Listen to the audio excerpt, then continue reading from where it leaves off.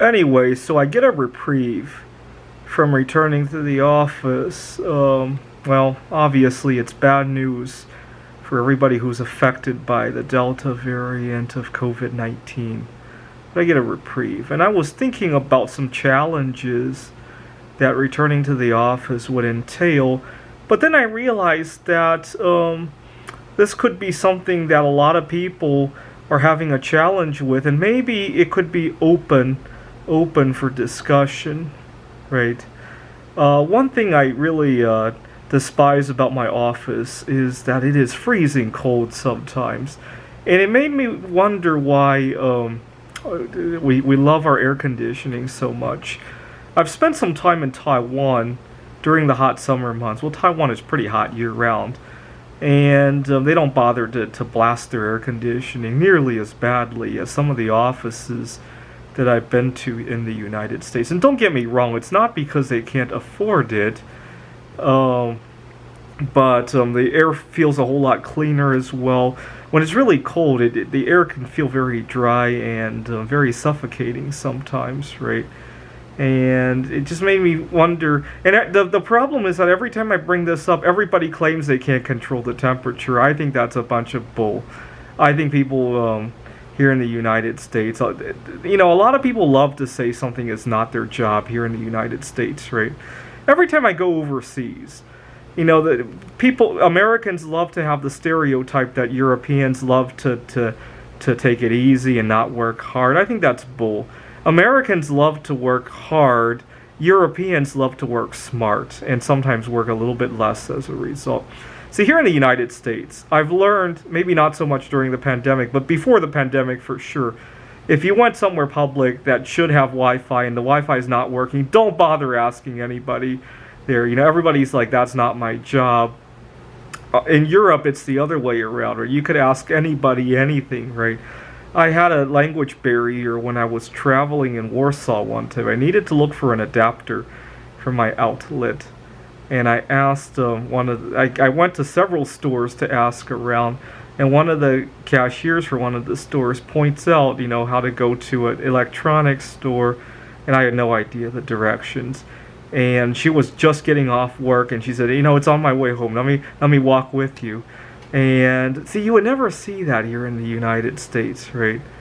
And so I think it's pretty bull when my colleagues and the custodians at the office where I work at claim they cannot control the temperature. They don't want to think outside the box. They don't want to rock the status quo, right? If the temperature is there and nobody complains about it, if they change it, they're going to make an enemy possibly, right? And it got me thinking, there got to be a lot of people who despise the temperature at the office and are afraid of rocking the boat. And I hope months of working from home will change that dynamic and we can have an open discussion. I'll certainly be a lot more open to my colleagues and see if they feel that way as well. Now, one thing I'm really nervous about returning to the office is a bad habit that I developed during quarantine. I've been masturbating a lot, especially over the last few months when I've been changing my eating habits and routinely going on 48-hour fasts. Oh my God. When I go on fasting for 48 hours, masturbating really is my lifeline. But it got me thinking, masturbating 5 to 10 times a day has health benefits. I just wish we had an environment where it was possible to do it more in the office, right? Maybe have some soundproof areas for us to do it. I don't see any drawback of that. Unfortunately, it's so taboo to talk about, right? And it got me thinking it doesn't have to be that way, right? It has health benefits. It's just like in some ways like fasting, right? Unfortunately, trying to fast in the office is also a can of worms. So just try refusing to mingle with your colleagues for lunch. And it rocks the boat, right? When it really doesn't have to, right? That's the point I want to get on at this video, to rock the boat, right? Unfortunately, that's going to be challenging. Another big problem is my sleeping schedule. You see, I sleep very well, but only in quarantine because I got to sleep on my own timetable. And I bet a lot of people would operate a whole lot better if we modified the day-night cycle. Most of my peers have who have trouble sleeping. They sleep later and later. I've never met a person who tells me that last night they slept at 10 o'clock and tonight they can't seem to survive past 8 o'clock. Right? Very rarely do I hear one of my peers tell me that. Usually it's they slept at 10 last night and they don't feel like they could sleep until 12 tonight, right? Which makes me wonder, why can't we work around that, right? We have the technology, we have artificial lighting, we even have artificial UV lighting, right?